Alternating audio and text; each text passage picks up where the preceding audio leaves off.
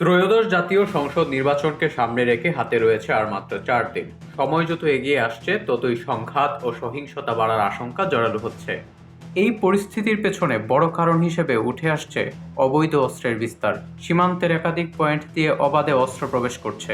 পাশাপাশি আওয়ামী লীগ সরকারের টানা ৩ মেয়াদে রাজনৈতিক বিবেচনায় দেয়া ১০,০০০-এর বেশি অস্ত্রের লাইসেন্সের মেয়াদ শেষ হয়ে যাওয়ায় সেগুলো এখন অবৈধ হয়ে পড়েছে। এর বাহিরে পুলিশের কাছ থেকে লুট হওয়া ১,৩৩১টি আগ্নেয়াস্ত্র এখনো উদ্ধার করা সম্ভব হয়নি, যা ঝুঁকিকে আরও বাড়িয়ে তুলছে। শুধু তাই নয়, গণঅভ্যুত্থানের সময় পুলিশ সদস্যদের পাশাপাশি দুটি কারাগার থেকে লুট হওয়া ২৭টি অস্ত্র এখনো উদ্ধার হয়নি। এছাড়া পুলিশের কাছ থেকে লুট হওয়া ২.৫ লাখের বেশি গোলাবারুদ দুষ্কৃতিকারীদের হাতে রয়ে গেছে।